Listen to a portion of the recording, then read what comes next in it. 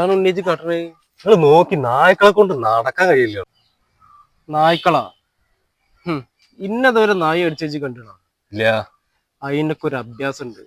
നമ്മൾ ഏത് നായി വരാൻ ചെല്ലും, ഭ്രാന്ത നായി വരാൻ ചെല്ലും, ഇങ്ങനെ മറത്ത് ഇങ്ങനെ നിന്ന നായിന്റെ കണ്ണിലേക്ക് ഇങ്ങനെ തീഷ്ണയോടെ നോക്കുക. ഏത് ഭ്രാന്ത നായി കാണിച്ചാലും റിട്ടേൺ അടിച്ചായിട്ട് പോയിക്കോളൂ. അതാണ് ഉണ്ണി ആ അഭ്യാസമൊക്കെ മനസ്സിലാക്കണം. അല്ലതുള്ള തന്നെയാണ്. പിന്നെ എന്താണ് ഇതിനെ പറ്റി എനിക്കറിയില്ല. മോനേജ് കേക്കണം.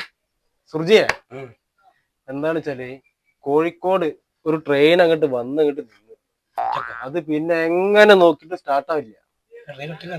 ഒറ്റക്കല്ല, ഇരട്ടക്ക്. കേക്കണോ ജി? അയ്യോ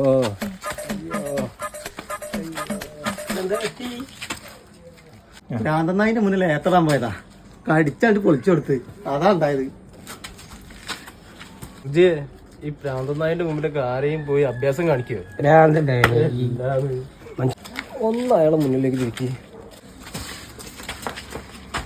നായിന്റെ മോനെ. അയ്യോ.